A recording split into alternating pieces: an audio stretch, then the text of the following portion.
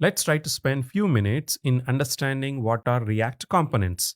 As I said before, React components are the building blocks of a React application. If you consider this as a React application, it is going to have multiple components. For example, a component which is going to take care of banner and another component which is going to take care of displaying the products. Similarly, we can have components which is going to handle search functionality, footer functionality, every functionality that a React UI application is going to provide at the end of the day has to be built with the help of component. These components are reusable pieces of UI. For example, the developer is going to build a component which is going to help in displaying the product details on the website. The same component can be reused at multiple places by passing dynamic data that is going to be processed by the component and display the same on the UI. Each component can have its own logic and styling. All the business logic that we are supposed to write will end up staying inside the component along with the styling functionality.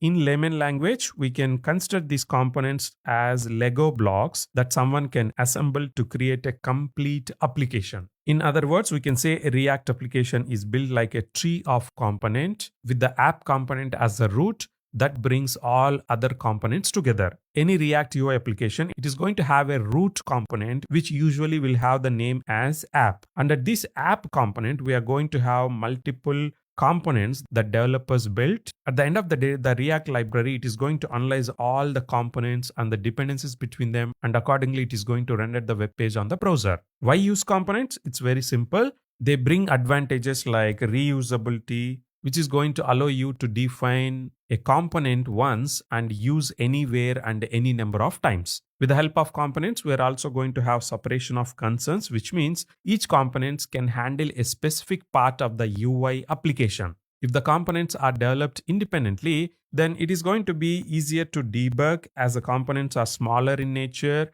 and they are going to have independent piece of code. With the multiple independent components inside your web application, developers, they can also work on different components simultaneously. One developer can work on the header part of the web application, while other developer can focus on other components like product related component. These are the basic details about React components. I know you may have many questions, but don't worry. As we make progress and as we build components inside this course, you are going to get some good clarity. Next, let's try to understand what are the rules or the standards that we need to follow while we are trying to create a React component inside a React web application. The name of the React component should always start with the uppercase letter. For example, if a developer is trying to build a component related to header, it makes sense to give a name which is meaningful to the component. In this case, the name should be header with H as capital. Don't try to use small capital letter. Though technically it is possible and your React application is going to work, but it is a bad practice to have all small case letters inside your component name.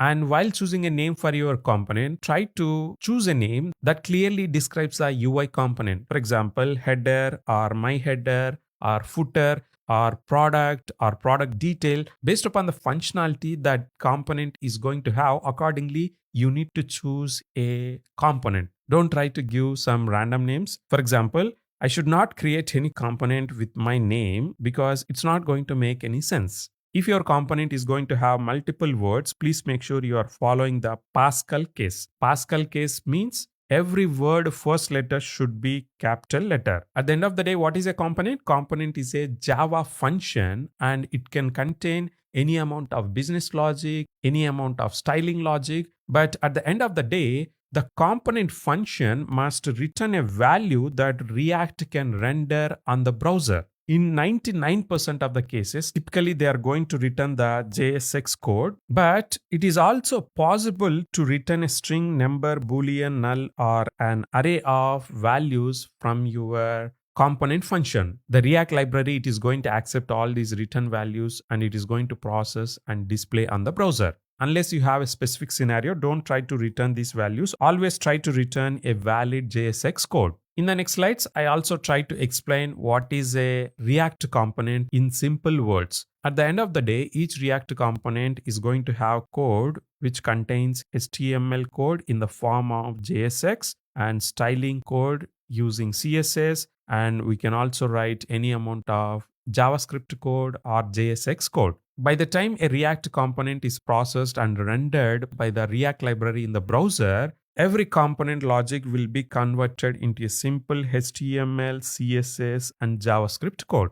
I also have another slide explaining what usually a React component contains. A React component contains JSX code. JSX means inside JSX we can write HTML, JavaScript code, and CSS code. Two more important concepts also makes React components powerful. These concepts are props. Props means properties. Using these properties, we can share the data from parent component to the child component. We are going to talk more details about these props in the coming lectures. For now, I'm just trying to give introduction. And next, we have state, which is going to allow React components to store and manage dynamic data at runtime based upon the actions performed by the end user or based upon the business logic that is being executed. I hope you are clear with this quick introduction about the React components. As we make progress, I'll try to share more details around the components. For now, we should be good with these basic details. In the next lecture, let's try to start building our e-commerce application with the help of React components.